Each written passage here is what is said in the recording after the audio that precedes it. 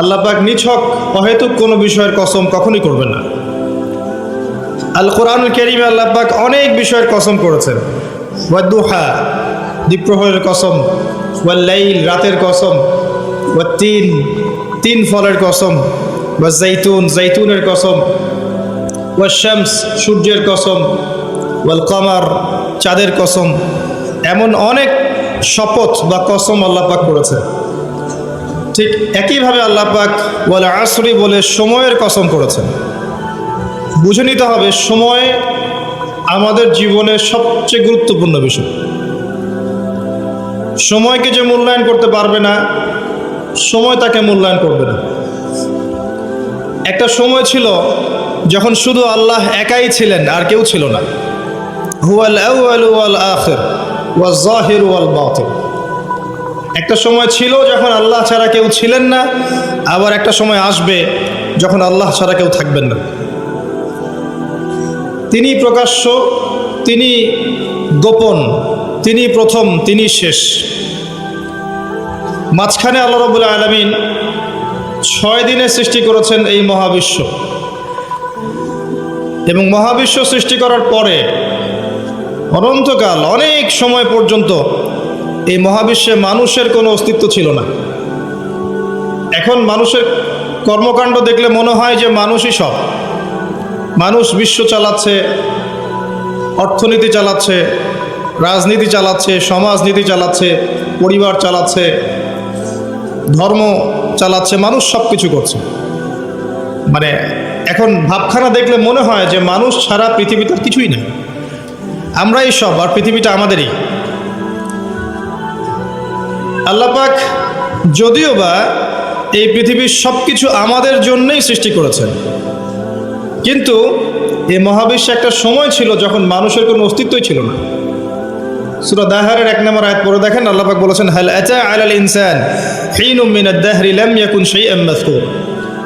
মানুষের উপর একটা সময় চলে গেছে যখন মানুষ কোনো আলোচ্য বিষয়ই ছিল না। মানুষ কোনো আলোচ্য বিষয় ছিল না। মহাবিশ্ব তার জায়গায় ছিল, কিন্তু এই মহাবিশ্বে আমরা ছিলাম না। এরপর আল্লাহ রাব্বুল আলামিন মানুষ সৃষ্টি করলেন, করে ফেরেশতাদেরকে বললেন সিজদা করতে। তার আগে আল্লাহ পাক যা করেছেন, আল্লাহ পাক ফেরেশতাদেরকে ডেকে বলেছেন যে আমি পৃথিবীতে খলিফা পাঠাতে চাই। ওয়াইয ক্বালা রাব্বুকা লিল মালায়েকা ইন্নী জাইলুন ফিল আরদি খলিফা। যখন আল্লাহ পাক ফেরেশতাদেরকে বললেন যে নিশ্চয়ই আমি পৃথিবীতে আমার খলিফা পাঠাতে চাই। এই পৃথিবী মানুষের জন্য তখনই হবে যখন আমরা আল্লাহর খলিফার মতো কাজ করব। পৃথিবীতে মানুষের কাজ যদি শয়তানের খলিফার মতো হয়, তাহলে এই পৃথিবী আমার জন্য নয়, এই পৃথিবী আমাকে সময় দিবে না। কথা বোঝা যায়? এই পৃথিবীতে আল্লাহ পাক মানুষকে পাঠানোর আগে ফেরেশতাদেরকে জিজ্ঞাসা করেছিলেন যে আমি পৃথিবীতে খলিফা পাঠাতে চাই। খলিফা কে? খলিফার কাজ কি? খলিফা কি সেই ব্যক্তি যে সারাদিন টিকটক করে? খলিফা কি সেই ব্যক্তি যার নামাজের কোনো খবর নাই?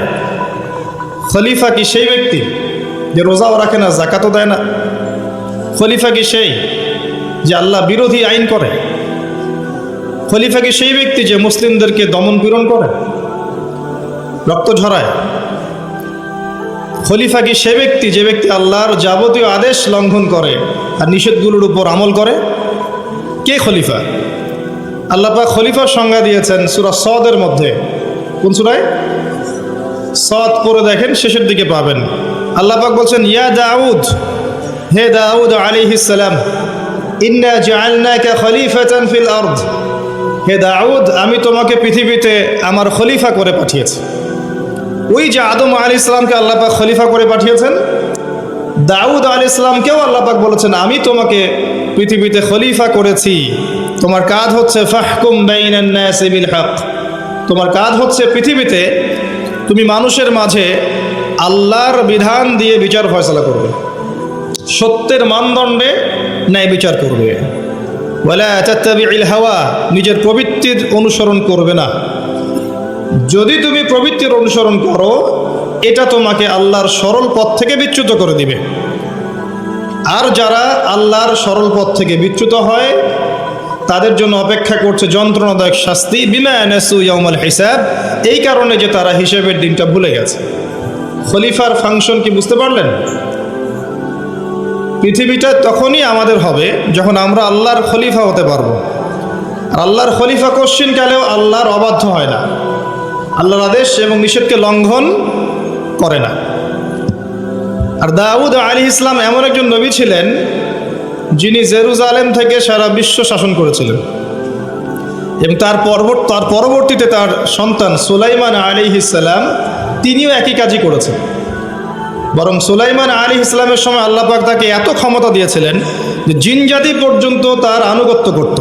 সুবহানাল্লাহ। বাতাস তার কথা শুনত। একটা আরশে তিনি বসতেন, মাসের পর মাস দূরত্ব মুহূর্তেই সফর করত একটা চেয়ার কুরসি। বাতাসকে আল্লাহ পাক তার অনুগত করে দিয়েছিলেন। আল্লাহ পাক তাকে অন্যান্য প্রাণীর ভাষা বোঝার ক্ষমতা দিয়েছিলেন। আল্লাহ পাক তাকে কি দেন নাই? দুনিয়ার এবং আখিরাতের যাবতীয় নেয়ামত আল্লাহ পাক সুলাইমান আলাইহিস সালামকে দিয়েছেন। সুবহানাল্লাহ। তারপরেও তিনি উদ্ধত অহংকারী ছিলেন না, তিনি বিনয়ী ছিলেন। আর আজকে আমরা যে যেখানেই থাকি না কেন, সামান্য ক্ষমতা পেলেই উদ্ধত হয়ে যায়, অহংকারী হয়ে যায়। আল্লাহ পাক আমাদেরকে অহংকারী চরিত্র থেকে হেফাজত করুন, আমিন। আল্লাহ পাক ফেরেশতাদেরকে জিজ্ঞাসা করেছিলেন এই বিষয়টা। ফেরেশতা মণ্ডলী বলেছিলেন, আতাজআলু ফীহা মান ইউফসিদু ফীহা ওয়া ইয়াসফিকুদ দিমা। হে আল্লাহ, আপনি কি এমন কাউকে পৃথিবীতে পাঠাতে চান যে পৃথিবীতে গিয়ে দুইটা কাজ করবে, ফিতনা ছড়াবে আর রক্তপাত ঘটাবে? ফিতনা ছড়াবে এবং রক্তপাত ঘটাবে। পৃথিবীর দিকে তাকিয়ে দেখেন, মানুষ এখন কি কাজ করছে সারা পৃথিবীতে? ফিতনা ছড়াচ্ছে এবং রক্তপাত ঘটাচ্ছে। এগুলোকে জিনজাতি করছে? যাহারাল ফাসাদু ফিল বাররি ওয়াল বাহরি বিমা কাসাবাত আইদিন নাস। আল্লাহ পাক সূরা রুমের মধ্যে বলেছেন, জলে এবং স্থলে যত বিপর্যয় ছড়িয়ে পড়েছে এগুলো মানুষের হাতের কামাই। আপনি আল্লাহর কথা ডিনাই করতে পারবেন না, এটা আল্লাহর কথা। আপনি দেখেন বিশ্বের দিকে এক দেশ আরেক দেশকে যে আক্রমণ করছে, বিশ্বটাকে একটা নিউক্লিয়ার যুদ্ধের দিকে নিয়ে গেছে, এটা কি জিনজাতি করেছে? এই নিউক্লিয়ার ওয়েপেন্সগুলো কি মানবতার কল্যাণে কাজ করবে? না। একটা যদি আল্লাহ না করুক বিস্ফোরিত হয়, আর এটা সমূহ সম্ভাবনা আছে যে হতেই পারে আগামীতে, তখন বিশ্বের এই অবস্থা থাকবে? না, কোশ্চিন গেল থাকবে না। আপনি দেখেন অর্থনীতির মধ্যে আমরা যে সুদভিত্তিক অর্থনীতি চালু করেছি, এটা কি জিনজাতি করেছে? না। আর এর মধ্য দিয়ে কি আমাদের কল্যাণ হচ্ছে? না। আমরা সংস্কৃতির নামে যে অশ্লীলতা ছড়িয়ে দিয়েছি, নারী পুরুষের ফ্রি মিক্সিং বেলাল্লাপনা ছড়িয়েছি, পর্নোগ্রাফি ছড়িয়েছি, মাদক দ্রব্য ছড়িয়ে দিয়েছি। আমরা নারীরা এখন পোশাক পরেও নগ্ন হয়ে ঘুরছে, পুরুষ নারীর পোশাক পরছে, নারী পুরুষের পোশাক পরছে, ফাংশনাল রোল চেঞ্জ হয়ে গেছে। প্রজন্মের পর প্রজন্ম যাচ্ছে, তারা জীবনের উদ্দেশ্য কি জানে না। মাদক, ক্যাসিনো, টিকটক, ফেসবুক, ইউটিউবিং ইত্যাদি ভোগবিলাসে তারা ব্যস্ত আছে। এগুলো কি জিনজাতি করছে? ফাসাদ, যত ফাসাদ, গ্লোবাল ফাসাদ, ইকোনমিক ফাসাদ, পলিটিক্যাল ফাসাদ, সামাজিক ফাসাদ, প্রতিটা সেক্টরে, পারিবারিক ফাসাদ, কোনো ক্ষেত্রেই ফাসাদ জিনজাতি ছড়াচ্ছে না। কারা ছড়াচ্ছে? এটা আল্লাহ বলেছেন, যাহারাল ফাসাদু ফিল বাররি ওয়াল বাহরি বিমা কাসাবাত আইদিন নাস। মানুষের ফাসাদ এমন পর্যায়ে পর্যন্ত চলে গেছে যে প্রাকৃতিক ভারসাম্য এখন নষ্ট হয়ে যাচ্ছে। গতকালকের নিউজ দেখবেন যে হিমবাহ এত দ্রুত গলছে, বিগত শতাব্দীর চাইতে 80 গুণ বেশি দ্রুত বরফ গলে যাচ্ছে, এবং এতে 100 কোটি মানুষের জীবন হুমকির মুখে সামনে। এর কারণ হচ্ছে বাতাসে, পরিবেশে কার্বন ডাইঅক্সাইড, কার্বন মনোক্সাইড গ্যাসটা বেশি, এবং মিলস অ্যান্ড ফ্যাক্টরিজ, ইন্ডাস্ট্রিজ, এগুলোর মধ্য দিয়ে আমরা পরিবেশের ভারসাম্য নষ্ট করে ফেলেছি। কে করেছে? জিনজাতি।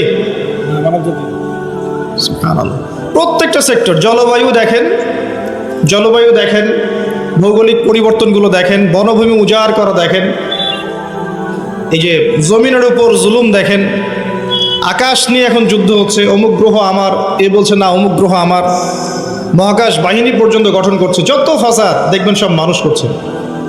এই কথাটাই ফেরেশতারা বলেছিলেন, আতাজআলু ফীহা মা ইউফসিদু ফীহা ওয়া ইয়াসফিকু দিমা। আল্লাহ, আপনি কি এমন কাউকে পৃথিবীতে পাঠাতে চান যারা পৃথিবীতে গিয়ে রক্তপাত ঘটাবে আর ফাসাদ সৃষ্টি করবে? আল্লাহ পাক সেই কথাই বলেছেন সূরা রুমের মধ্যে, জলে স্থলে যত বিপর্যয় এগুলো মানুষের হাতের কামাই। অস্বীকার করার কোনো বুদ্ধি নাই, এগুলো আমাদের হাতের কামাই। ব্যক্তিগত পর্যায়ে ওয়াল আসরি, সময়ের কসম, কেউ যদি সময়কে মূল্যায়ন না করে সে নিজে তার নফসের উপর জুলুম করবে, ফাসাদ সৃষ্টি করবে না? আসেন, এরপরে আল্লাহ পাক মানুষ সৃষ্টি করলেন আদম আলাইহিস সালামকে এবং তাকে জ্ঞান শিক্ষা দিলেন। ওয়াল্লামা আদামাল আসমা কুল্লাহা, আল্লাহ পাক আদম আলাইহিস সালামকে সমস্ত জ্ঞান শিক্ষা দিয়েছেন। বলেন সুবহানাল্লাহ। সমস্ত নামকে শিক্ষা দিয়েছেন। জ্ঞান কি বুদ্ধি থেকে আসে না অভিজ্ঞতা থেকে আসে? ফিলোসফিক্যাল থটস আছে এরকম, জ্ঞান আসে বুদ্ধি থেকে, কেউ বলে জ্ঞান আসে অভিজ্ঞতা থেকে, কেউ বলে জ্ঞান হচ্ছে সমন্বয় মতবাদ, কিছু বুদ্ধি কিছু অভিজ্ঞতা। কিন্তু আল্লাহ কোরআনে বলছেন জ্ঞান আসে কার পক্ষ থেকে? আল্লাহর তরফ থেকে।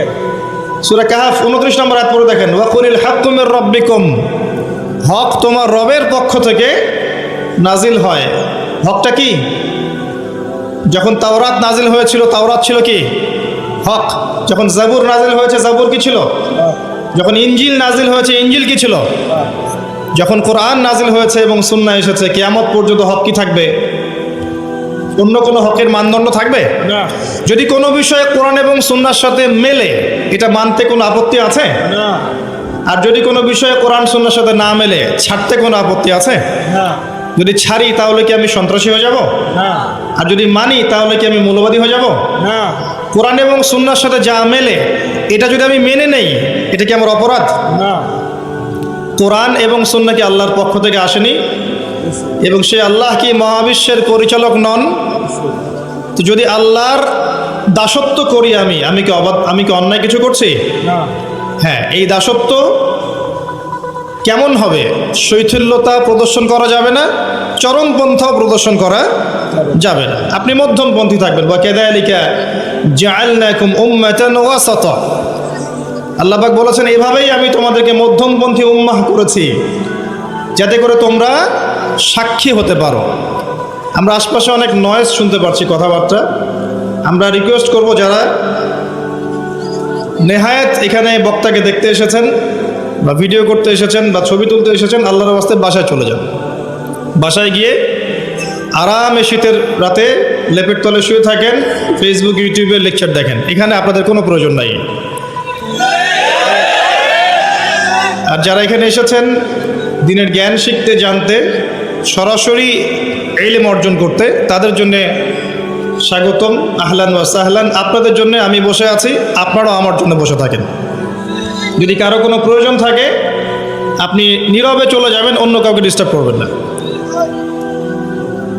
আর আমি যে টপিকে কথা বলছিলাম, এটা বলতে গিয়ে একটা জায়গায় এসেছি যে মহাবিশ্বে এমন একটা সময় ছিল যখন মানুষের অস্তিত্ব ছিল না।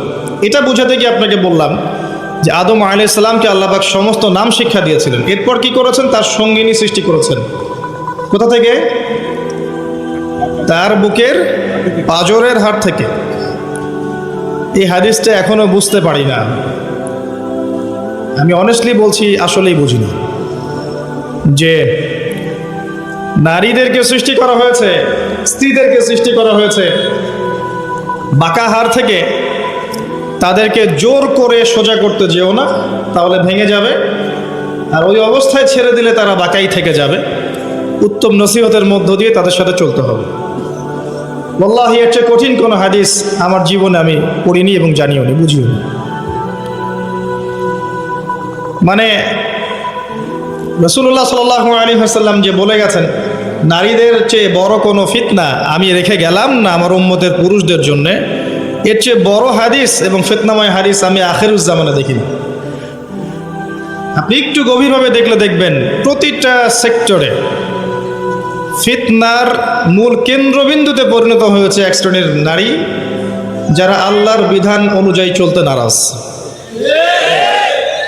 এবং যখন তাদেরকে পেট্রোনাইজ করা হয় তখন আস্তে আস্তে আস্তে আস্তে সমাজে অশ্লীলতা, বেহায়াপনা, নগ্নতা, প্রিমিক্সিং এমনভাবে ছড়িয়ে পড়ে যে অনেক ক্ষেত্রে মুত্তাকি মানুষ তাদের ঈমান ধরে রাখতে পারে না।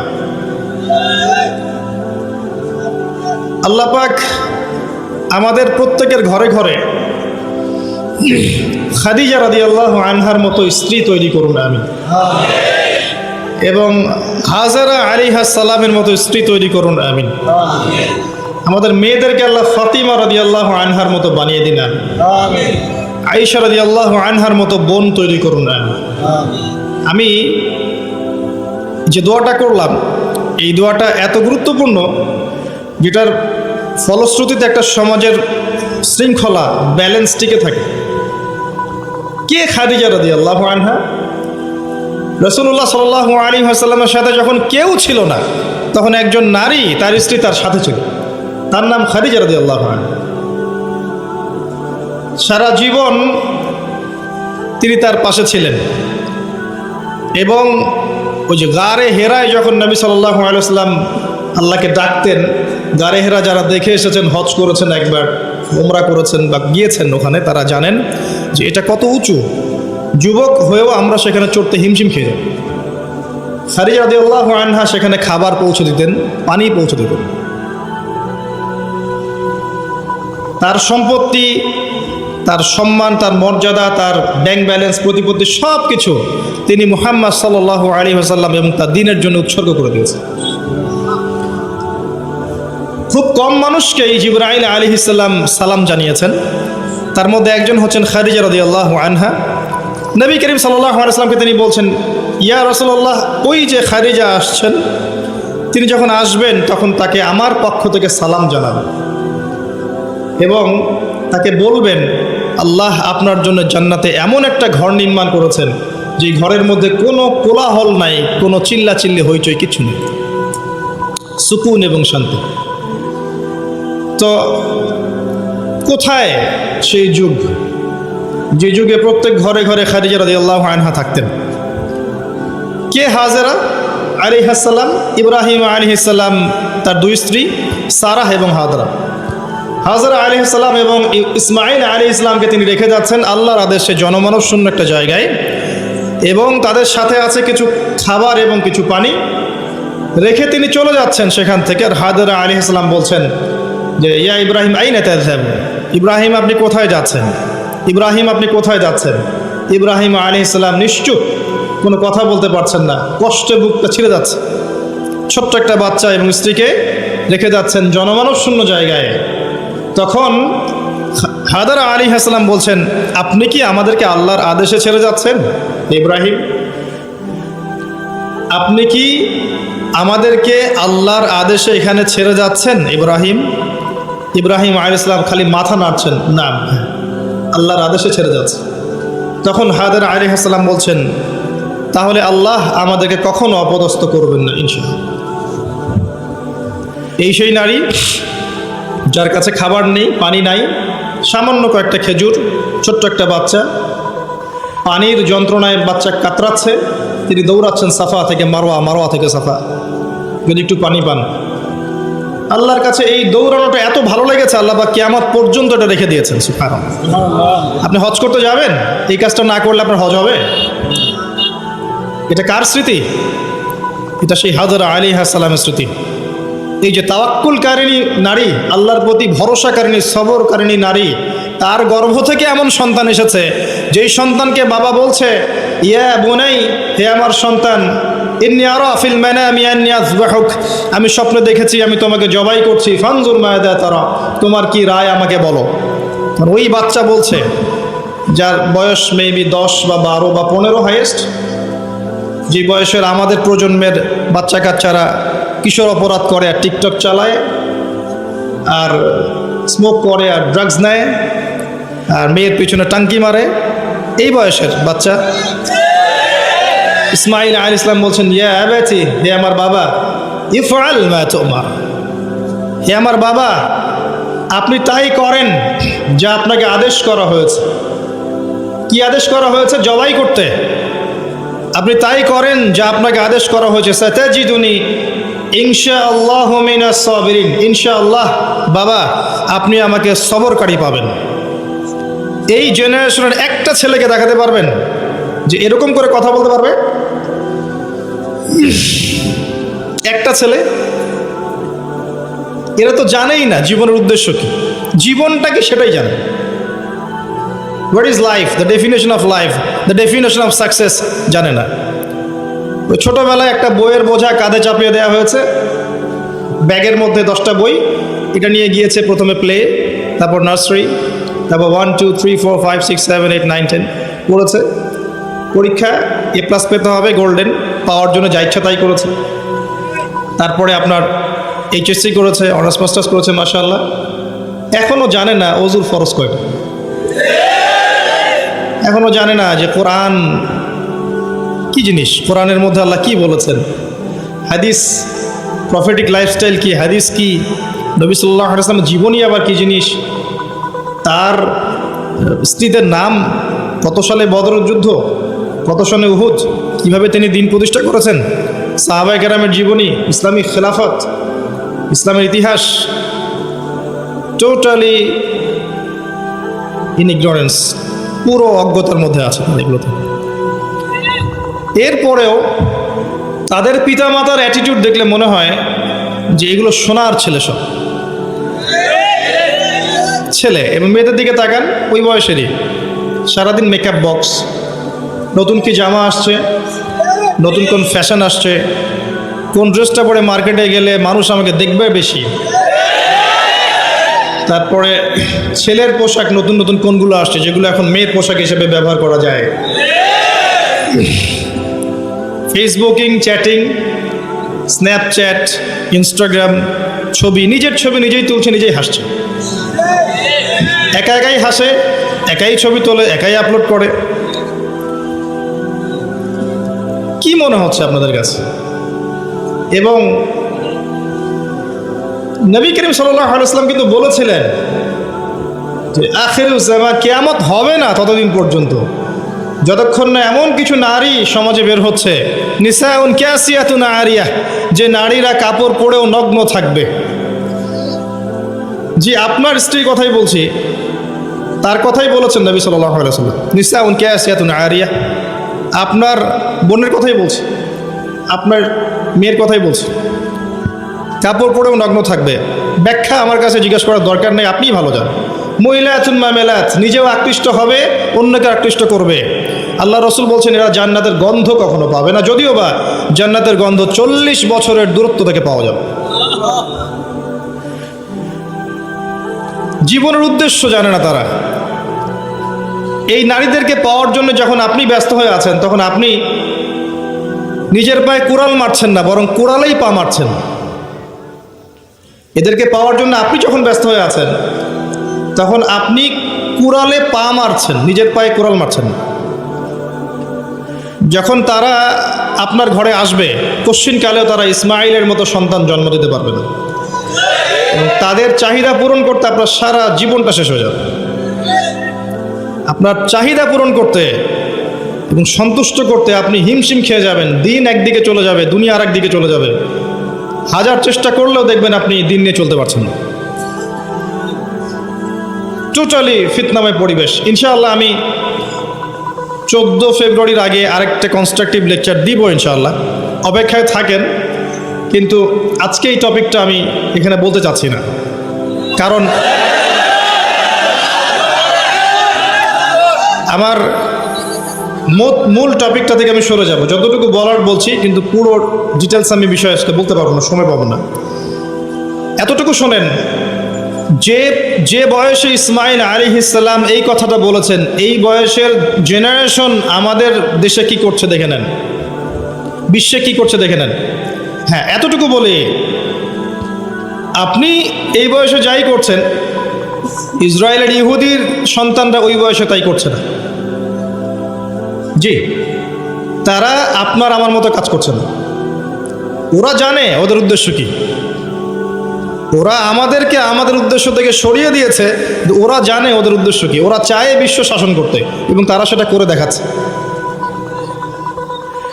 আর আমরা তো জানি না যে আমরা একটা সিংহের জাতি, বীরের জাতি, সারা বিশ্ব আমরা দাপিয়ে বেরিয়েছি এক সময়, শতাব্দীর পর শতাব্দী। এটা আমাদের যুব সমাজ জানেই না। মনে করিয়ে দেওয়া লাগে খালিদ বিন ওয়ালিদ একজন বীর ছিলেন, উমর ইবনুল খাত্তাব একজন বীর ছিলেন, এগুলো তাদেরকে বোঝানো লাগে, বলে দেওয়া লাগে। আপনি রাস্তায় হাঁটেন এবং এই নর্মাল সোসাইটির ছেলেদেরকে মাইক নিয়ে নিয়ে জিজ্ঞাসা করেন যে উমর রাদিয়াল্লাহু আনহু কত বছর বয়সে ইসলাম কবুল করেছে তুমি জানো? বলবে যে উমর রাদিয়াল্লাহু আনহু কে? দেখবেন যে দেশের কথা জিজ্ঞাসা করেন, স্বাধীনতা দিবস কবে, ভাষা দিবস কবে, জিজ্ঞাসা করেন আন্তর্জাতিক মাতৃভাষা দিবস কবে, হিউজ অ্যামাউন্ট অফ পিপল আছে বাংলাদেশে, বলতে পারবে না কোন দেশে, সিরিয়াসলি বলতে পারবে না। ইংলিশ মিডিয়াম ব্যাকগ্রাউন্ডের প্রচুর সন্তান আছে, আর এটা আমার চেয়ে ভালো আপনি জানেন না, আমরা এই ব্যাকগ্রাউন্ড থেকে উঠে আসছি। ইংলিশ মিডিয়াম ব্যাকগ্রাউন্ডের অনেক বাচ্চা আছে, দেশের ঐতিহ্য সংস্কৃতি সম্পর্কে যারা পরিমাণ খবর রাখে না। কই তাদের বিরুদ্ধে তো কখনো মিডিয়া তেরে আসে না, আসে? মাদ্রাসায় তেরে আসবে, মাদ্রাসায় গিয়ে জিজ্ঞাসা করবে জাতীয় সঙ্গীতের 10 লাইন বলতে পারো?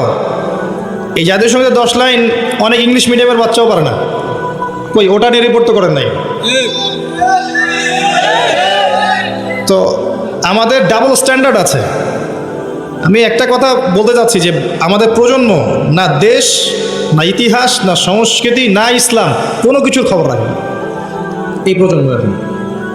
এদেরকে দিয়ে আল্লাহ না করুক যদি আগামীতে কখনো আবার দেখেন যে কোনো রাষ্ট্রীয় কোনো কাজে এদেরকে এগিয়ে আসতে হবে, আপনি সত্যি মনে করেন এই জেনারেশন এগিয়ে আসবে?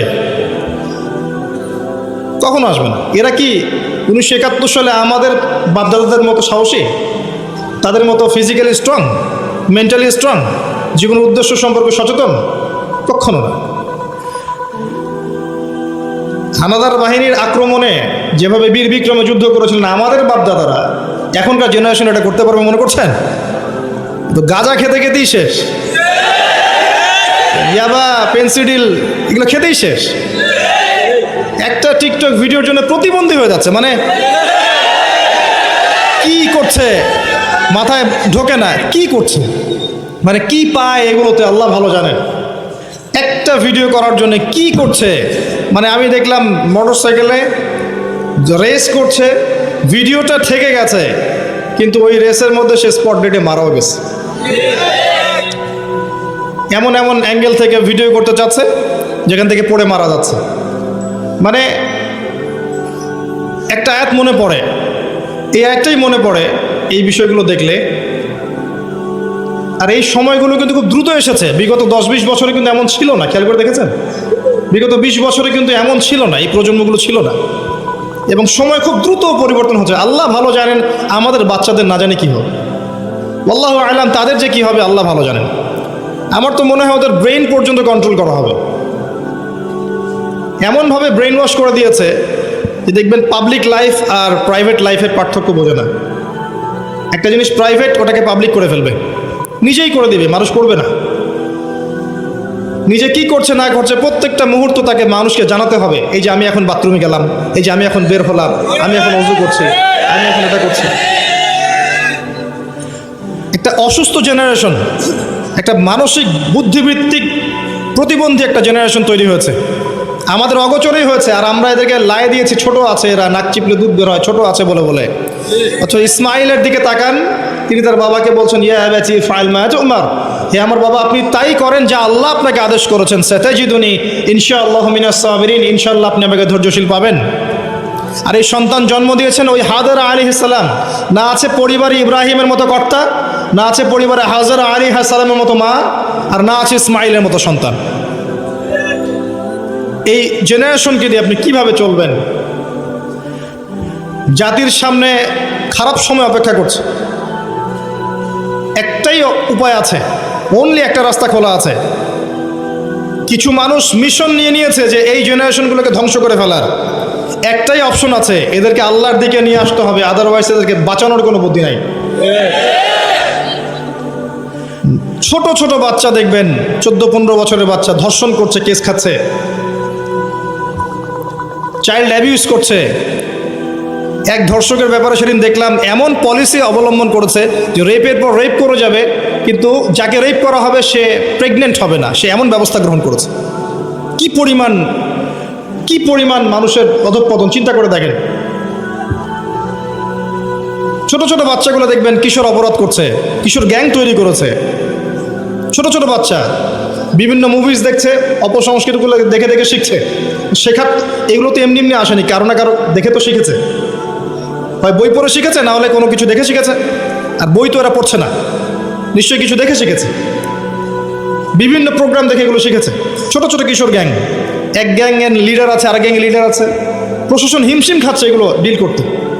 আমি মাঝে মাঝে চিন্তা করি কিভাবে যে প্রশাসন এগুলো ডিল করে, এত ঠান্ডা মাথায় কিভাবে ডিল করা সম্ভব, এত অপরাধ কিভাবে দমন করা সম্ভব। যতক্ষণ মানুষ ভালো না হবে কোশ্চিনকালেও কখনো সমাজ ভালো হয় না। আর মানুষ যতক্ষণ বদলাচ্ছে না, আপনি উপরের লেভেলের কখনো পরিবর্তন আশা করতে পারেন না। আমাদেরকে নিয়েই সব কিছু, মানুষই সব, আমাদেরকে নিয়েই সব কিছু। আমরা ভালো না হলে কোশ্চিনকালে উপরের লেভেলে মানুষ ভালো হবে না। তারা আকাশ থেকে টপকায়নি, আমাদের মধ্য থেকে উঠেছে। এই জেনারেশনকে তাকান, খুবই হৃদয় বিদারকভাবে কথাগুলো বলছে। এর ছেলেদের অবস্থা এমন। আরও কিছু গেমস আছে, অনলাইন গেমস দেখবেন, বিভিন্ন গেমস, মুভিজ, কালচার্স, এগুলোতে এত এডিক্টেড, মানে 5 বার মুয়াজ্জিন ডাকছে হাইয়া আলাস সালাহ, ও কানেই যায় না। নামাজ কি জিনিস, মানে কখনো কখনো দেখা যায় এই টাকা নেয়ার জন্যে, গেমসের টাকা নেয়ার জন্যে, বা যে ছোটোখাটো নেশাগুলো করে এগুলো টাকা নেয়ার জন্যে চুরি করতে, ডাকাতি করতে, কাউকে হত্যা করতে, পিতামাতার অবাধ্য হতে, এমনকি পিতামাতাকে খুন করতে পর্যন্ত দ্বিধা করছে না। কত ঘটনা আছে, এগুলো এক্সাম্পল দেওয়ার দরকার নেই আমার, আপনারা জানেন, পেপার পত্রিকা খুললেই দেখা যায় এগুলো। আমরা যেন জেনেও না জানার ভান করছি, দেখেও না দেখার ভান করছি, তা আমাদের বাচ্চারা এভাবে নষ্ট হয়ে যাচ্ছে। আর এই জেনারেশনে মেয়েদের দিকে তাকানো, যে বললাম, একটা মৌলিক প্রশ্নের উত্তর তারা দিতে পারবে না, যে আল্লাহ তোমাকে সৃষ্টি করেছেন কি জন্য? তুমি যে পৃথিবীতে আসছো, তুমি যে নাচো, তুমি যে বিউটি কন্টেস্টে যাও, তুমি যে অশ্লীল পোশাক পরে হাঁটো, তুমি যে এমন পোশাক পরো যে পোশাক পরে তোমার গায়ের সব কিছু দেখা যায়, তুমি যে এভাবেই নগ্ন হয়ে রাস্তাঘাটে শপিং মলে ঘুরছো, তুমি যে একটা পরিবারের স্ত্রী, তোমার যে পরিবারের উপর কিছু দায়িত্ব আছে, এই সম্পর্কে তোমার কোনো ভ্রুক্ষেপ নাই, স্বামী থাকা সত্ত্বেও যে তুমি পরকীয়া করছো, তোমার সন্তানকে যে প্রতিপালন করছো না, এমনকি সন্তান নিতেও তার আগ্রহী না, মানে এত প্রবলেমস। তোমাকে সৃষ্টি করেছেন কি জন্য আল্লাহ পাক পৃথিবীতে? আর তোমরা যদি এই জমিন না থাকতা, এই দুনিয়ার কোনো পরিবর্তন হতো কিনা? এই প্রজাতিগুলো, এই প্রাণীগুলো, এই গবাদি পশুগুলো যদি পৃথিবীতে না থাকতো, তাহলে কি পৃথিবীর ভারসাম্য নষ্ট হয়ে যেত? পৃথিবী কি ধ্বংস হয়ে যেত? আল্লাহ পাক সৃষ্টি করেছেন কেন, এই উত্তরটুকু জিজ্ঞাসা করেন। নিজেও নিজেকে জিজ্ঞাসা করেন, আপনার ছোট ভাইকে জিজ্ঞাসা করেন, এই ইয়াং জেনারেশনকে জিজ্ঞাসা করেন, এবং মেয়েদেরকে জিজ্ঞাসা করেন, আল্লাহ তোমাকে সৃষ্টি করেছেন কেন বলো তো? এই পৃথিবীতে তুমি আছো কি জন্যে? মানে আপনারা, আমরা যে পৃথিবীতে আছি, আমরা সবাই, আমরা না থাকলে পৃথিবীর কি ক্ষতি হবে সেটা আমাকে বলেন। এক সময় কি আমরা ছিলাম? তখন পৃথিবীর কোনো ক্ষতি হয়েছে? এক সময় যে আমরা থাকবো না, তখন কি পৃথিবী থেমে থাকবে? মাঝখানের এই সময়টা আমরা কি জন্য আসছি পৃথিবীতে? এই মৌলিক একটা প্রশ্নের উত্তর, এর উত্তর খুঁজে পায় সে আল্লাহর কাছে চলে আসবেন। ইনশাআল্লাহ। এর উত্তরটা কি জানেন? ওয়ামা খালাকতুল জিন্না ওয়াল ইনসা ইল্লা লিয়াবুদুন।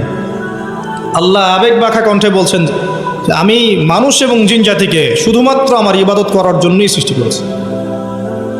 এটা আপনার পৃথিবীতে থাকার উদ্দেশ্য। আল্লাহ পাক এমনি এমনি খাওয়াচ্ছেন, এমনি এমনি পড়াচ্ছেন, শ্বাস নিচ্ছি আমরা, এমনি এমনি আল্লাহ পাক পরিবার দিয়েছেন, স্ত্রী সন্তান সব দিয়েছেন, ব্যবসা বাণিজ্য দিয়েছেন, এমনি সব কিছু আল্লাহ পাক এমনি আমাদেরকে ছেড়ে দিবেন? সূরা কিয়ামত শেষের দিকে আছে, মানুষ কি ভেবেছে তাকে এমনি ছেড়ে দেওয়া হবে? মানুষ কি ভেবেছে তাকে এমনি ছেড়ে দেওয়া হবে? সূরা আনকাবুতের দিকেও আছে, প্রথমের দিকে, তোমরা কি ভেবেছো এমনি এমনি ছেড়ে দেওয়া হবে? সূরা বাকারা, আল ইমরানের দিকেও আছে, আম হাসিবতুম আন তাদখুলুল জান্নাহ, এমনি এমনি জান্নাতে চলে যাবে? নিছক খেলার ছড়া আল্লাহ পাক পৃথিবীতে আমাদেরকে পাঠান নাই, সৃষ্টি করেন নাই। এর উত্তরটা এটাই, আল্লাহ পাক আমাদেরকে পাঠিয়েছেন তার ইবাদত করার জন্য। এটাই আমি বলতে চাচ্ছিলাম, যে আল্লাহ রাব্বুল আলামিন মানুষকে পৃথিবীতে পাঠিয়েছেন। এর আগে পৃথিবীতে এমন সময় চলে গেছে মহাবিশ্বে মানুষের অস্তিত্ব ছিল না। আল্লাহ পাক নাম শিখিয়েছেন, আল্লাহ পাক তার সঙ্গিনী সৃষ্টি করেছেন, এরপর জান্নাতে রেখেছেন এবং ফেরেশতাদেরকে দিয়ে সেজদা পর্যন্ত করিয়েছেন। আমাদেরকে আল্লাহ পাক সেজদা করিয়েছেন ফেরেশতাদেরকে দিয়ে। সুবহানাল্লাহ। এই জেনারেশন এবং আমরা যারা চলছি, যারা নামাজ পড়ি না, যারা রোজা রাখি না, যাকাত দেই না, আল্লাহর হুকুম আহকাম মানি না, মিথ্যা বলি, সুদ খাই, জেনা করি, মদ খাই, চুরি করি, দুর্নীতি করি, প্রতারণা করি, ঠকবাজি করি, আমাদেরকে আল্লাহ পাক সেজদা করিয়েছেন ফেরেশতাদেরকে দিয়ে। সাউন্ডস ক্রেজি না? এটা আসলে উদ্ভট মনে হচ্ছে না কথাটা? কোন মানুষরা এটার যোগ্য? এই মানুষটা কি এটার যোগ্য? আল্লাহ পাক জান্নাতে রেখে পরীক্ষা করেছেন, এরপর দুনিয়াতে যখন পাঠিয়েছেন তখন দুই দলকে পার্থক্য করে দিয়েছেন। একটা হচ্ছে আল্লাহ পাক বলেছেন যে কুল নাহবিতু মিনহা জামিআ, তোমরা পৃথিবীতে নেমে যাও, ফাইম্মা ইয়াতিয়ান্নাকুম মিন্নী হুদান, তোমাদের কাছে আমার পক্ষ থেকে হেদায়েত আসবে, আল্লাহর কিতাব আসবে, নবী রাসূল আসবেন, হেদায়েত আসবে। ফামান তাবিআ হুদায়া ফালা খাউফুন আলাইহিম ওয়ালা হুম ইয়াহজানুন, যারা আমার হেদায়েত মেনে চলবে তাদের কোনো ভয় নাই, কোনো দুশ্চিন্তা নাই, যে জান্নাত থেকে এসেছেন ওই জান্নাতে ফিরে যাবেন ইনশাআল্লাহ। এটা এক শ্রেণীর মানুষ। আর এক শ্রেণী ওয়াল্লাযীনা কাফারু ওয়া কাযযাবু বিআয়াতিনা, আর যারা কুফরি করবে এবং আমার আয়াতকে মিথ্যা প্রতিপন্ন করবে, উলাইকা আসহাবুন নার, এরা হচ্ছে জাহান্নামের অধিবাসী, হুম ফিহা খালিদুন, তারা সেখানে চিরস্থায়ী হবে। কি জিনিস এটা? নবী সাল্লাল্লাহু আলাইহি ওয়াসাল্লাম দেখে এসেছেন। তার গর্জন, যখন সে গর্জন করবে, গর্জন করতে থাকবে, এই চিৎকারে, ওর চিৎকারে মানুষ বেহুশ হয়ে যাবে। চিৎকার করবে, হাল মিন মাজিদ, সে বলতে থাকবে আরো কি আছে, হাল মিন মাজিদ, আরো কি আছে, চিৎকার করতে থাকবে। নবীজি দেখে আসছেন, রক্তের নদীতে ফেলে মানুষের মাথা ফাটিয়ে দেওয়া হচ্ছে। কে তারা? সুদখোর। নবীজি দেখে আসছেন, পেটের ভিতরে আগুনের দলা গিলছে। কে? এতিমের মাল ভক্ষণকারী। দেখছেন সামনে আছে ভালো গোশত, আর আরেকদিকে আছে নোংরা পচা গোশত খাচ্ছে। কে? জিনাকারী, ব্যভিচারী। কত শাস্তি দেখে আসছেন। একজন ফেরেশতাকে দেখে এসেছেন, তার নাম মালিক। জাহান্নাম সৃষ্টির পর থেকে কখনো হাসেন নাই, জাহান্নামের শাস্তি দেখেই তার হাসি বন্ধ হয়ে গেছে। আরও দেখে এসেছেন, ওই যে আমি দেখে এসেছি জাহান্নামের অধিকাংশ অধিবাসী নারী জাতি। কারণ অভিশাপ দেয় বেশি বেশি, স্বামীর অকৃতজ্ঞ হবে এবং লানত করে, মুখে চাপটে ঘাত করে, কেউ মারা গেলে বিলাপ করে, এগুলোর কারণে।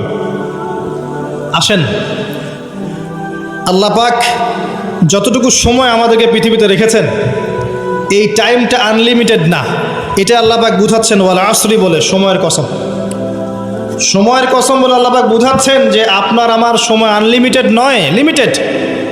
এই জন্য আপনি জানেন না আপনার লিমিটেশন অফ হায়াত কতটুকু।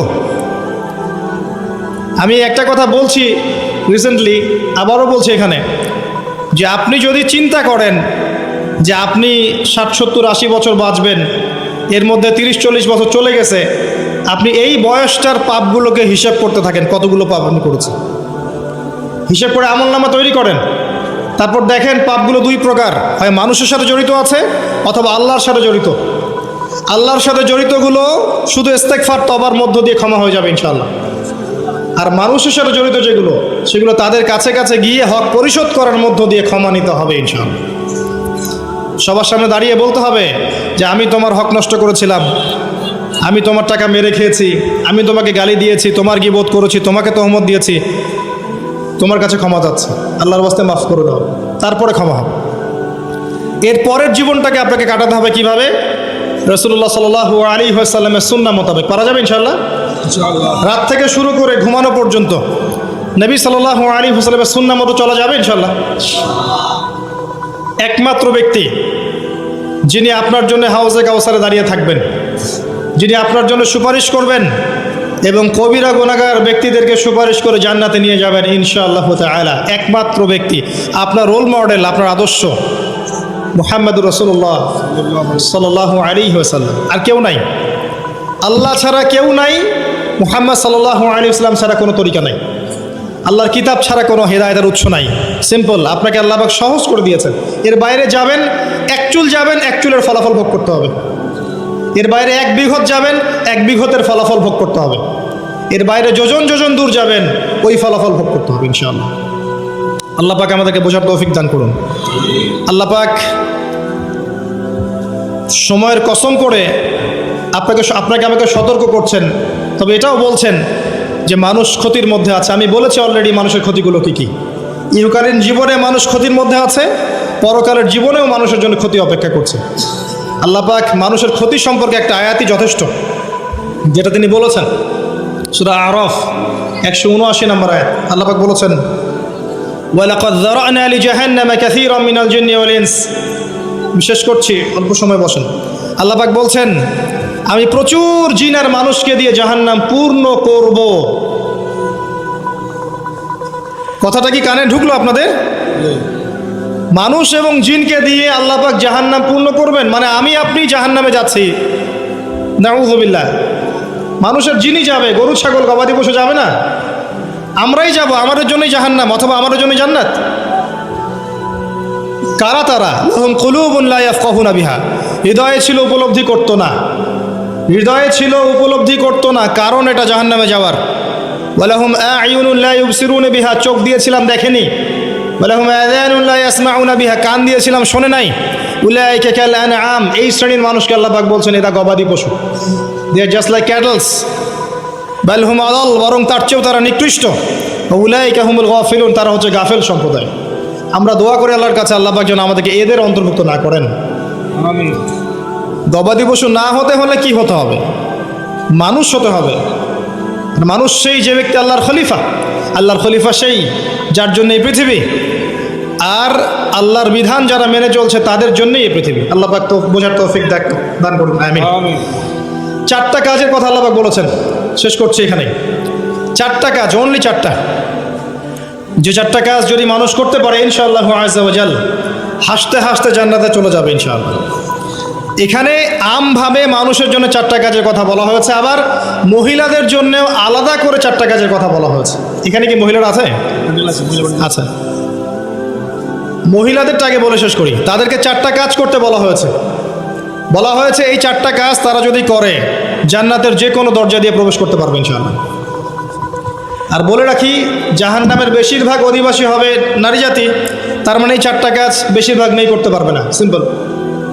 1 নাম্বার, 5 ওয়াক্ত সালাত। ওয়াক্ত হয়ে গেলেই তারা সালাত পড়বে।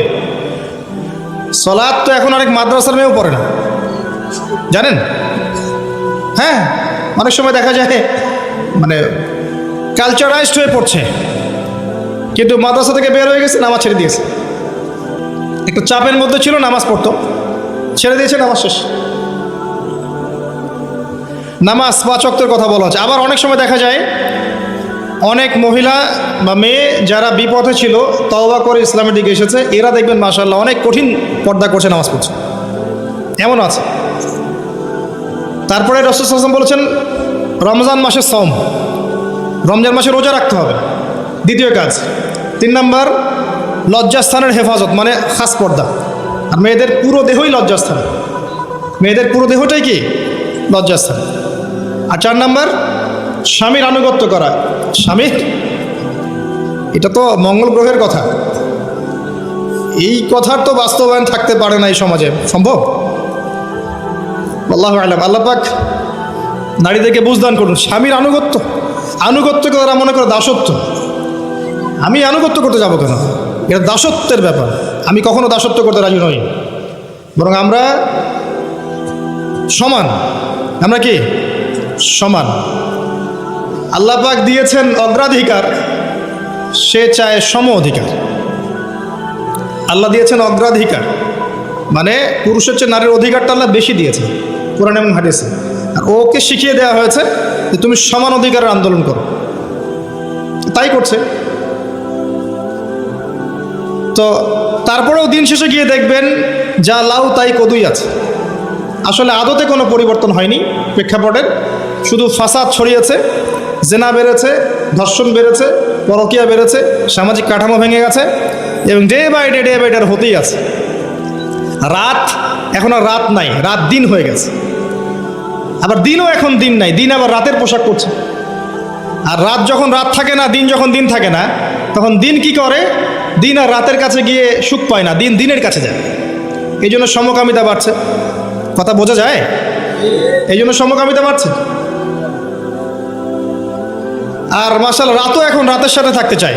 সেও বলে যে পুরুষের সাথে বিয়ে করার দরকার নেই, আমরা নারীর সাথে বিয়ে করি, লিভ টুগেদার। এবং বিভিন্ন দেশে এটাকে আবার বৈধতাও দেওয়া হয়েছে। হ্যাঁ, কোন বিশ্বে থাকেন, বিশ্বের খবর নেন, তখন আপনি চিন্তা করবেন যে আমি যদি আসহাবুল কাহাফের মতো চলে যেতে পারতাম খুব ভালো হতো। আপনি যদি প্রেক্ষাপট সত্যি বুঝতে পারেন, তখন মনটা চাবে যদি কেউ আমাকে পাহাড়ের কোনায় একটু জায়গা দিত, আর 2 বেলা খাবারের ব্যবস্থা আমার থাকতো, আমার সাথে আর অল্প কিছু মানুষ থাকতো, আমরা টোটালি সমাজ থেকে আলাদা, ওখানে আমরা চাষবাস করছি, খাচ্ছি যাচ্ছি, 5 ওয়াক্ত আজান হচ্ছে, নামাজ হচ্ছে, শান্তি শৃঙ্খলার সাথে এখানে বসবাস করছি, ওখানে মারা যাচ্ছে, এই ফিতনার মধ্যে আসছেন। মনে হতো এটি অনেক ভালো, হাজার গুণ দরকার নাই আমার সিভিলাইজড হওয়ার। এই হাদিসটা নবী সাল্লাল্লাহু আলাইহি ওয়াসাল্লাম বলেছেন। কিন্তু আখিরুজ্জামানে এমন একটা ফিতনা সময় আসবে যখন মুমিনের জন্য কিছু সম্পদ হবে, শ্রেষ্ঠ সম্পদ হবে, কিছু গবাদি পশু, কিছু গরু, কিছু ছাগল, যেগুলো নিয়ে সে পাহাড়ি এলাকায় চলে যাবে, সেখানে একা একা থাকা শুরু করবে, সে তার দিন নিয়ে পালিয়ে যাবে ফিতনা থেকে। এগুলো হাদিসেও আছে। আসহাবুল কাহফ এটাই করেছিলেন। যাই হোক, তবে শুরুতে এটা করতে যাওয়া বুদ্ধিমানের কাজ না, কারণ আগে আপনাকে ঈমান লালন করতে হবে, ঈমানের দাওয়াত দিতে হবে, প্রচার প্রসার করতে হবে, বিপদ আপদ বালা মুসিবত আসলে সবর করতে হবে, পরিস্থিতি পরিবর্তনের চেষ্টা করতে হবে। দেন যদি দেখেন যে কোনোভাবেই কোনো কাজ হচ্ছে না, আস্তে আস্তে করে ফিতনা থেকে ডিসকানেক্ট হবে।